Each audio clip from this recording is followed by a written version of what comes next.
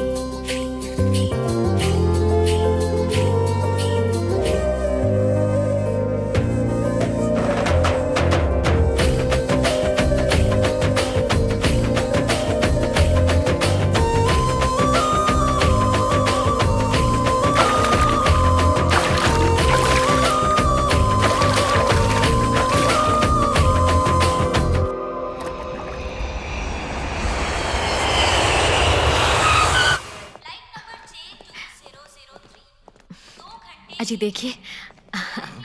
Welcome to India. नहीं चाहिए। Bouquet back. इधर आ रहे।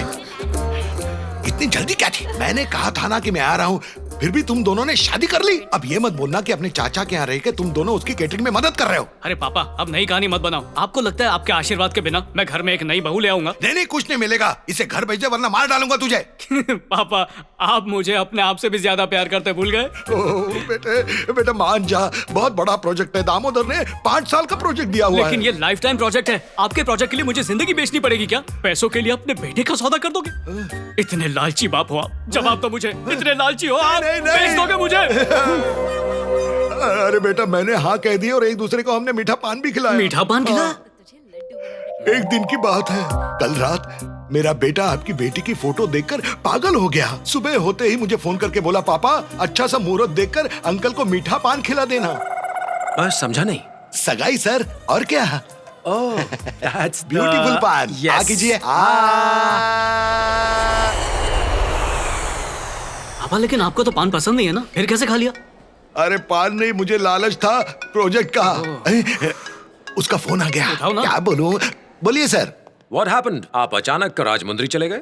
हाँ सर, मेरे पिताजी की हालत बहुत खराब है सर।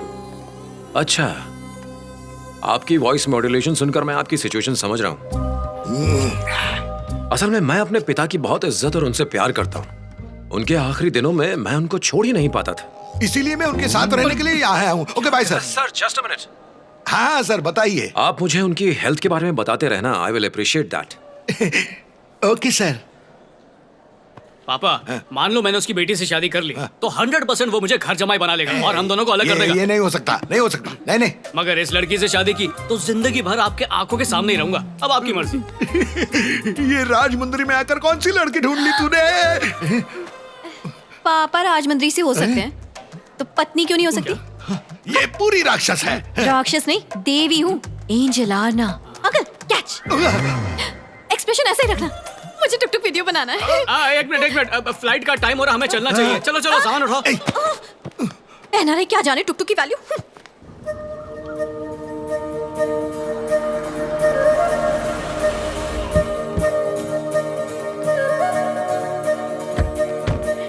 पापा बड़े भैया आ गए। अच्छा मैं बाद में फोन करता हूँ। चाहे कोई भी आ जाए लेकिन मेरे बड़े बेटे की जगह कोई नहीं ले सकता। अरे रमेश, आखिर तुम आ ही गए। इतनी ताकत मत लगाओ, अभी 2 हफ्ते बच्चे हैं। कोई फर्क नहीं पड़ता जिंदा रहूं या ना रहूं, तुम जो आ गए। भैया जूस लो ना। यहाँ आके तूने तो अपना धंधा भी चालू कर दिया। अरे ये कौन धक्का मार रहा है? भाई साहब, ये मेरा भाई और ये उसकी दुल्हन। अभी शादी हुई है ना, नई शादी है, इसलिए एक दूसरे से दूर नहीं रह सकते। हाँ दिख रहे हैं, बिल्कुल चिपके हुए। अलग हो जाओ। अरे सुन, ये मेरा दोस्त सूर्य नारायण, पहचाना इन्हें? हाँ, ये तो मर गए थे ना उस दिन। मेरे इस दोस्त ने एम्बुलेंस भेजकर मेरी जान बचा दी थी। किसी ने मुझे वो सलाह दी थी। एम्बुलेंस बुलाने की आइडिया मेरी ही थी। पापा, आरना के पापा और मम्मी। नमस्ते। नमस्ते नमस्ते। चलिए सगाई का वक्त हो गया, आइए। हाँ, इतनी दूर से आया हूँ तो अभी आना ही पड़ेगा मुझे। चलो रुक रहे। क्या तू भूल गया कि घर में कोई मरने वाला है? ये डेकोरेशन, ये सारी हंसी मजाक दिखने में सारा अजीब लग रहा है। आप आ गए हैं ना चाहते हुए भी याद दिलाते रहेंगे। अरे होनी को कौन टाल सकता है? हाय एवरीवन, मैं हूँ आपकी एंजल आर्ना। आज मेरी सगाई होने वाली है। ये है मेरी मंगेतर। साई से हाय। हाय। ये दवाई मुझे दवाई की जरूरत। क्या आदमी है? अरे रुको, मैं भी आता हूँ।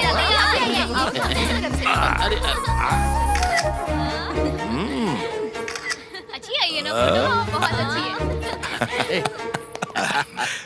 पापा, क्या ये सचमुच आपका फाइनल स्टेज है? सेमीफाइनल। शायद इनको बुरा लगा। मेरा मतलब है कि पहली घंटी में फोन उठा लेना, सेल्फी लेना, अच्छे से खा भी रहे हो, अच्छे कपड़े पहन रहे हो और दिखने में भी फूल की तरह एकदम खिले खिले लग रहे हो, हैं? वो कोई फिल्म है ना जिसमें एक्टर प्रकाश राज बोलता है कि वो मरने वाला है और ये बात सच समझकर सारे बच्चे उसके घर चले आते हैं। मैं तो ये समझ रहा हूँ कि अपने घर में भी वही स्टोरी चल रही है ना पापा? हाँ? मुझे अपने बच्चों को वापस बुलाने के लिए अपनी मौत का बहाना बनाने की जरूरत नहीं है। आई, समझा? पापा जस्ट किडिंग, जस्ट किडिंग।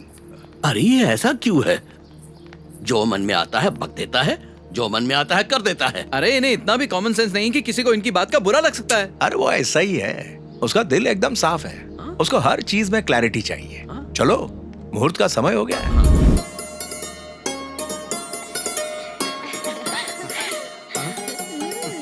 अरे शगुन दो भाई। देता है कि नहीं? नहीं। ये लो, थैंक यू।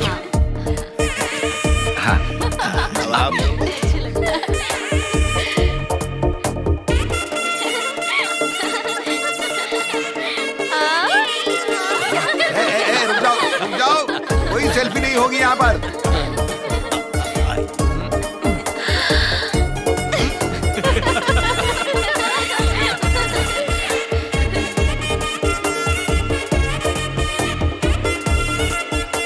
अरे नहीं, मैं आप कीजिए, मैं करता हूँ ना।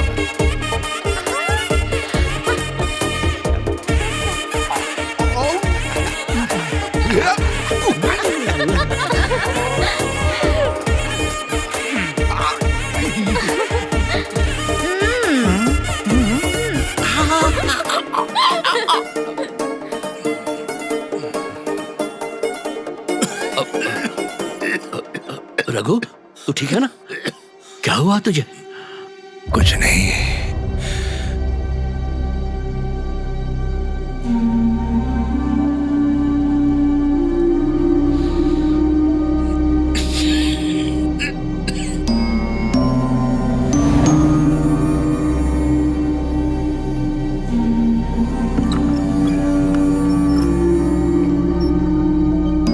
आप ठीक तो हैं? इतने सारे रिश्तेदार, सारा परिवार है साथ, और तू मेरे पास। इससे बेहतर समय क्या होगा आखिरी सांस लेने के लिए।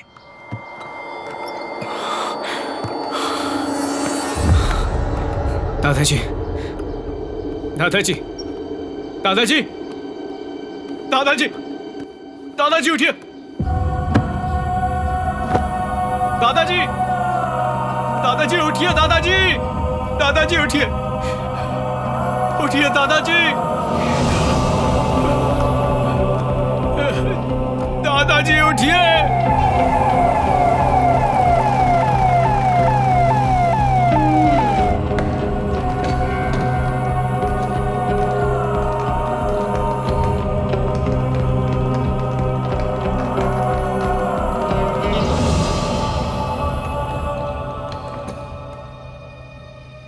सर आप आगे नहीं जा सकते, डॉक्टर अभी देख रहे हैं। ठीक है, यहीं रुकते हैं।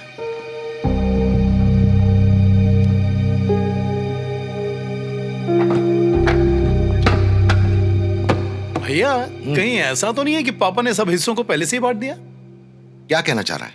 मतलब 5 साल पहले पापा ने अपनी जमा पूंजी हम सब में बराबर बांटी थी, लेकिन अगर इन 5 सालों में उन्होंने कोई जमीन या प्लॉट खरीदा होगा तो विधियां खत्म होने के बाद आपस में बराबर बांट लेंगे। कहना ये था कि फिर से आना पड़ा तो प्लानिंग की ऐसे की तैसे हो जाएगी। अरे ये सब बातें इधर करेगा तो लोग मेरे मुंह पर थूकेंगे। व्हाई?